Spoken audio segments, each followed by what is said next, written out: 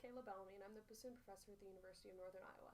This video is the third video in a series of videos designed to help you prepare for the 2015 Iowa All-State Band and Orchestra auditions. In today's video, we're going to take a look at two different ways of approaching the same issue that really gets in the way of a lot of bassoonists, which is cracking. And I know a lot of you are familiar with a couple of different sounds that happen when you have cracking on the bassoon. You get that kind of nasty, grainy sound right at the beginning of articulation. So we're going to look at Etude number 6, and this first video, or I'll upload another one in just a moment, that addresses a couple different ways of approaching cracking the second etude. This first video, I think, really needs to hinge on the way that you're using your left-hand thumb to get rid of the cracking in Etude number 6. And some of you may be familiar with the concept of flicking, which is reaching your thumb up and tapping one of these upper octave keys in order to help the sound speak. I'm actually going to go over a technique today that's also called venting, which is where you reach up and press the key down and it becomes part of the fingering. It doesn't just happen very quickly at the moment of articulation. And the reason that I think venting is more appropriate for this etude is because the notes are marked staccato, or they're often lifted. And so it's very difficult to align the process of how quickly your thumb has to hit that key with how quickly you have to make the note start and stop. And so if you approach these octave keys as alternate fingerings as opposed to an extra technique that you have to do right along with the note, then it can really be much more effective in making the cracking go away.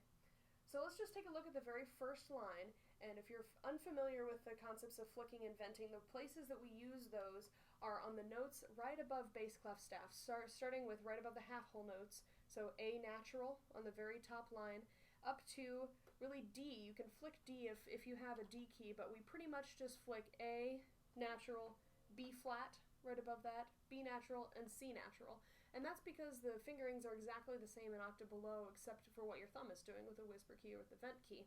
And so the vent key, if you hit one of these, or sometimes they're called speaker keys, if you hit these keys, you can see they're opening little tiny holes a little bit farther up the wing joint, and that releases the airspeed, or releases the air just a little bit higher along the instrument, so it makes that octave pop out a lot more cleanly. And so if we look at this very first etude, we're looking for places where those notes, the A through C, are either articulated or slurred into, particularly from a downward note. And so in that very first measure, I see a C natural on beat 2, and I see another C natural on the end of beat 3. Moving forward, there's a B natural in measure 3, two of them, if you look at the end of 3.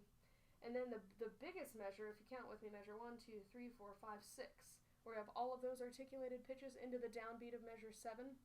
It's really crucial that the A, the B natural, and the C all have those vent keys depressed in order to make sure that you don't get a cracking sound.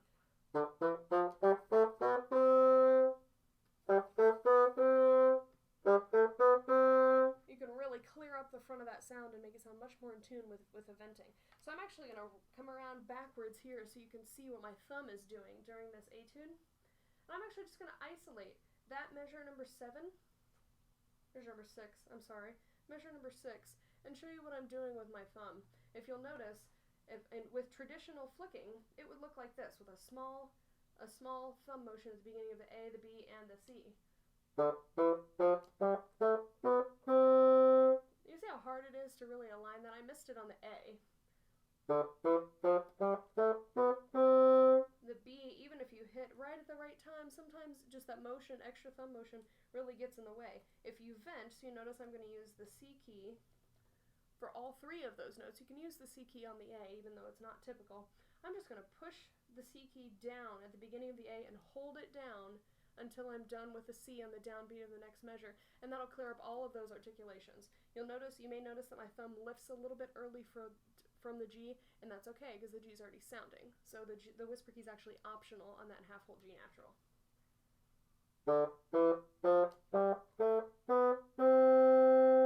Notice the quality of articulation is much higher on those last three notes, so you can really put direction through them to get to the next downbeat like you would like to. And you're positive that C is not going to crack on you. I'm going to play just the first couple phrases until the marked piano in the third line for you, and I'm going to stay turned around backwards so you can really see what my thumb's doing.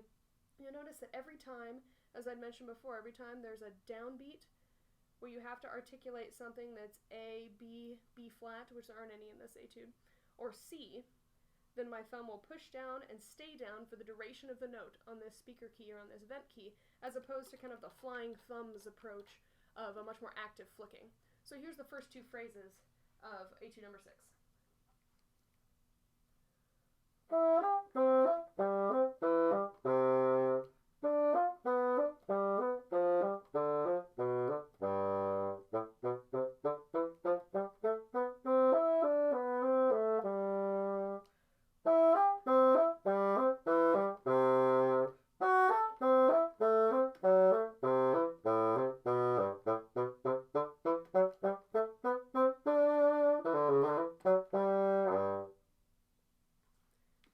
So you notice that this thumb key was used much less kind of sporadically, but much more effectively to get rid of the cracking in etude number 6. So I hope this has helped you clean up that first couple phrase, and stay tuned for the next video to help you with some of the half hole issues that come up in the next etude. Thank you.